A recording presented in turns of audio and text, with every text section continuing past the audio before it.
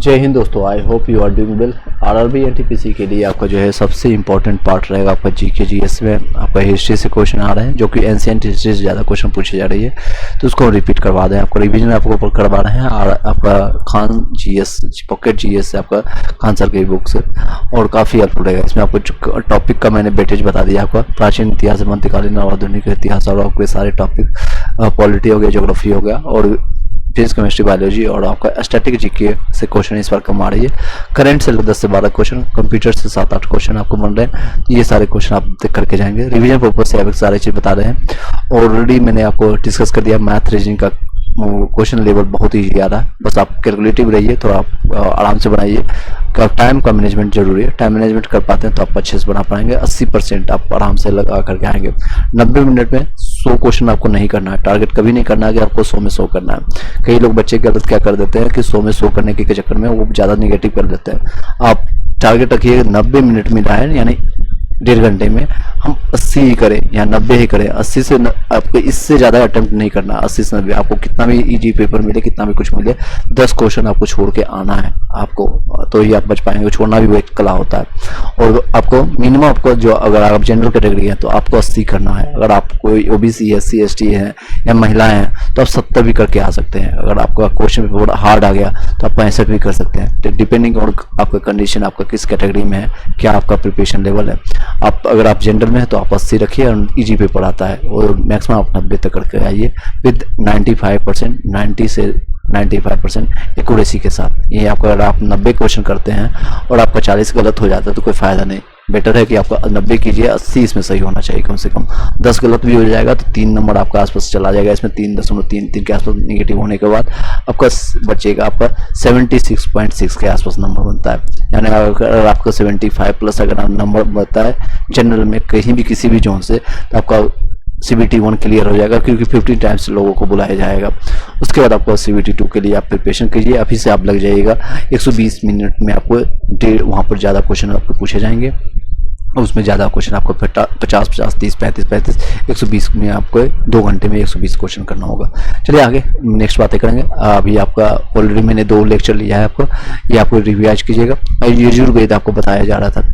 यजुर्वेद, यजुर का अर्थ होता है यज्ञ, यजु का अर्थ होता है यज्ञ, यानी यजुर्वेद में यज्ञों के नियम एवं विधि विधानों का संकल्प आपको मिलता है।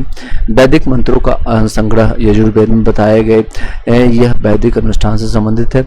यजुर्वेद में मंत्रों के उच्चारण करने वाले यजुर्वेद कहलाता है। एक ऐसा वेद या जो गद और पद दोनों शैली में है। यजुर्वेद कर्मकांड प्रधान है। इसके 2 भाग हैं, कृष्ण यजुर्वेद, शुक्ल यजुर्वेद के नाम से जानते हैं। यजुर यानी यजु का अर्थ होता है यज्ञ, और यजुर्वेद में यज्ञों के नियमों और विधानों का संकल्प आपको मिलता है। वैदिक मंत्रों के संग्रह वैदिक मंत्रों का जो है संग्रह आपको कहा मिलता है। यजुर्वेद में बताए गए हैं, यह वैदिक अनुष्ठान से संबंधित है। वैदिक अनुष्ठान किससे संबंधित है तो यजुर्वेद। ये क्वेश्चन घुमा के पूछा जा सकता है। यजुर्वेद के मंत्रों के उच्चारण को करने वाले पुरोहित को क्या कहते हैं, अर्धवैयुर कहलाता है। मंत्रों को उच्चारण करने वालों को इसको अर्धवैयु के नाम से जानते हैं। अगर आप ऋग्वेद में वाले बात करेंगे तो वेद के ऋचाओं यानी मंत्रों को पढ़ने वाले ऋषि को क्या कहते हैं, होत्रु के नाम से जानते हैं। तो वेद, ये देखिएगा क्वेश्चन यहाँ से घुमा के पूछा जाए। यजुर्वेद यहाँ पर पूछा जाएगा, यजुर्वेद के मंत्र उच्चारण को करने वाले पुरोहित को यानी पंडित को इसको अर्थवैयुर के नाम से जानते हैं। अर्थवैयुर के नाम से, यानी वेद के ऋचाओं को पढ़ने वाले ऋषि को होत्रु के नाम से जानते हैं। क्वेश्चन दोनों का पढ़ते जाइएगा। एक ऐसा वेद जो गद और पद दोनों शैली में है। तो ये गद पद वाला से वेद कौन सा है तो यजुर्वेद, याद रखिएगा। यजुर्वेद कर्म कांड आपको जो है, कर्म कांड आपको जो प्रधान है। इसके 2 भाग हैं, कृष्ण यजुर्वेद, आपको शुक्ल यजुर्वेद के नाम से जानते हैं। नेक्स्ट है आपका सामवेद। साम का शाब्दिक अर्थ होता है ज्ञान या संगीत होता है। इसमें मुख्यतः यज्ञों के अवसर पर गाए जाने वाले मंत्रों यानी ऋचाओं का संकलन है। यानी साम का अर्थ होता है ज्ञान या संगीत। इसमें मुख्यतः यज्ञों के अवसर पर गाए जाने वाले मंत्रों और ऋचाओं का संकलन है। इसके मंत्रों को गाने वाला उद्गाता कहलाता है। इसके मंत्रों को गाने वाले को क्या कहते हैं? देखिए, इसके मंत्रों यजुर्वेद सामवेद वाला अलग है, इसका उद्गाता इसके नाम से जानते हैं। यजुर्वेद अहर्ता के नाम से अहर्वेद करते हैं, और ऋग्वेद के मंत्रों को तो होत्रु के नाम से जानते हैं। नेक्स्ट है क्वेश्चन अथर्ववेद। अर्थवा नामक, ये कौन है? अर्थवा नामक ऋषि इसके प्रथम दृष्टा थे, इसी के नाम पर ये पड़ा है अथर्ववेद। इन्हीं के नाम पर इसे अथर्ववेद कहा गया था, तथा इसके दूसरे दृष्टा यानी रचिता जो है, दूसरे रचिता दृष्टा कहते हैं। दृष्टा आंग्रिस ऋषि थे, जिसे अर्थवांग, इस पर प्रोनाउंसिएशन देख लीजिएगा, अर्थवांग गिड रसवेद भी कहा जाता था। तो दोनों के नाम पर पड़ा है अर्थवेद का, यानी कि एक तो अर्थवा नामक ऋषि के नाम पर प्रथम दृष्टा यानी रचिता थे, इसी के नाम पर आपका अर्थवेद पड़ा। आंग्रिस के जो है दूसरा दृष्टा आपका आंग्रिश है, दोनों ओ से है सभी। अर्थम आपका जो है अर्थम गिड रस वेद भी कहा जाता है। इसे वैशव वेद भी कहा जाता है। वैशव, इस वेद में सर्वप्रथम सती प्रथा का उल्लेख मिलता है, किया गया है। इसी रचना सबसे अंत में हुई, इसकी रचना सबसे अंत में हुई। अर्थवेद का सबसे लास्ट में हुआ था रचना, और इसमें जो है कुल 20 कांड है, 731 सूक्त है, आपका 5987 मंत्र है। इसमें लगभग 1200 मंत्र ऋग्वेद से उद्धृत है, यानी ऋग्वेद से लिया गया है। ये भौतिकवादी यानी फिजिकल, आपको देखेंगे फिजिकल भौतिकवादी वेद है।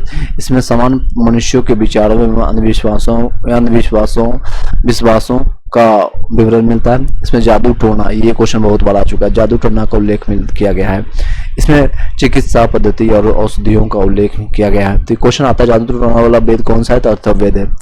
नेक्स्ट है संगीत वाला वेद कौन है? सामवेद है। तो आपका कर्म कांडों वाला जो है आपका जो है यज्ञ से संबंधित कौन है? तो यजुर्वेद है। ये सारी चीजें आपको मंत्रों से संबंधित है ऋग्वेद। चलिए नेक्स्ट है, इसमें चिकित्सा पद्धति एवं औषधियों का आपका उल्लेख किया गया है। जादू तो ना है, तो इसमें चिकित्सा के संबंधित भी है। इसका उपवेद जो है आपका शिल्प वेद है। इस वेद में आर्य और नार्य सभ्यता का एवं संस्कृति का प्रभाव दिखाई देता है। अर्थवेद में परिचित को कुरुओं को राजा कहा जाता है। इसमें सभा एवं समिति को प्रजापति की 2 पुत्रियां कहा जाता है। तो क्वेश्चन आता है सभा में प्रजापति और सभा एवं समिति को प्रजापति की 2 पुत्री किस वेद में कहा जाता है? तो अर्थवेद में कहा जाता है। पृथ्वी सूक्त अर्थवेद का प्रतिनिधित्व सूक्त कहा जाता है। चलिए इसको रिपीट कर देते हैं, फिर आपको कंप्लीट कर देंगे वीडियो। देख सकते हैं ऋग्वेद क्या है? तो ऋजु और छंदों के चरणों से मुक्त कहा जाता है। ऋचाओं के क्रमबद्ध ज्ञान को संग्रह को ऋग्वेद कहा जाता है। इसमें 10 मंडल और 1028 सूक्त हैं और 10,462 ऋचाएं हैं। ऋग्वेद के रचनाओं को पढ़ने वालों को ऋषि को होत्रु कहा जाता है।